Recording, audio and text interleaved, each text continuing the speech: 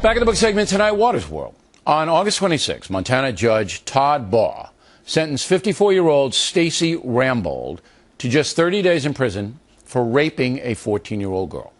Tragically, that girl, Charisse Morales, committed suicide 2 years after the statutory rape charge. Her mother saying the crime contributed to the suicide. After Judge Baugh rendered the sentence, many Montanans were outraged, and Charisse's mother screamed obscenities in the courtroom.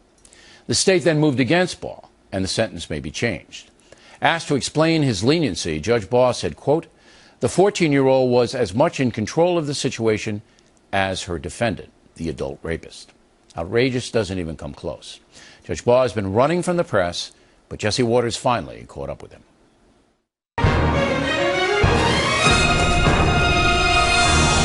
Judge G. Todd Baugh sentenced a former senior high teacher. Stacey Rambold will now serve 30 days for raping a 14-year-old student.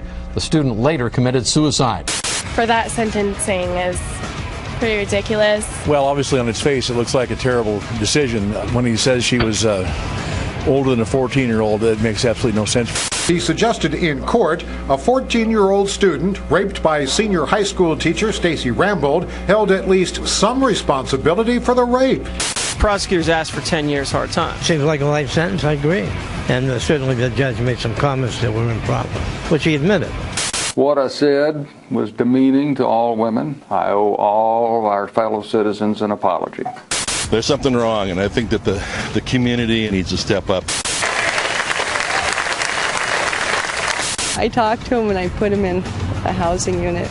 He doesn't think it's fair. He doesn't like the notoriety in the paper like anybody else. I was a 14-year-old that was raped myself. The emotion is overwhelming because it just proves how little value we have on our little girls. It's all right. Isn't the judge supposed to be trying to protect the public? Should be, yeah. So he's sending a message to the young girls that it might be their fault. That's right, that you attract these kind of people to you. Well, community members now calling for a protest and a local judge to resign.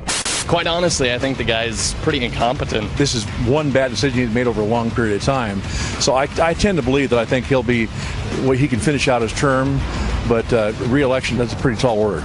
What would you expect the sentence to be for taking advantage of a 14-year-old girl? Oh my gosh, she should be in prison for a long time. 15, 20 years. Next 10, 15 years, teach him a lesson.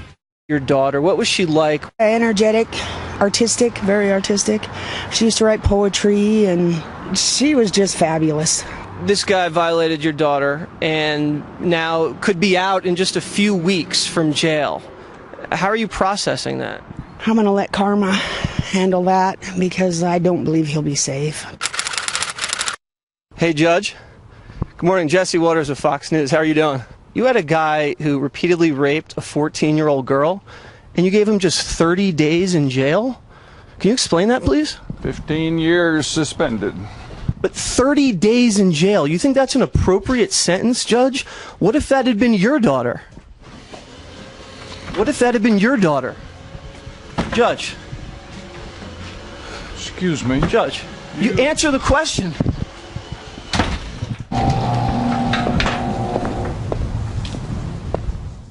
You seem like you have a lot of faith. Yeah, in people, yeah, in God, definitely. I'm still standing, so, got to be doing something right.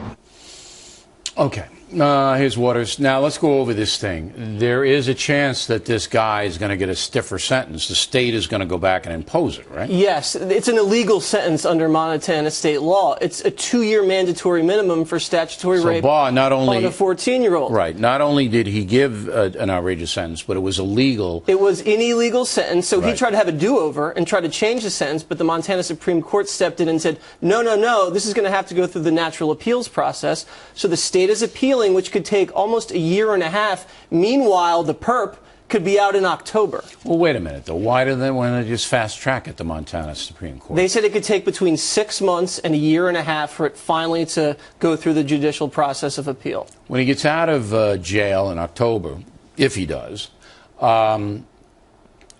Does he have to stay at home?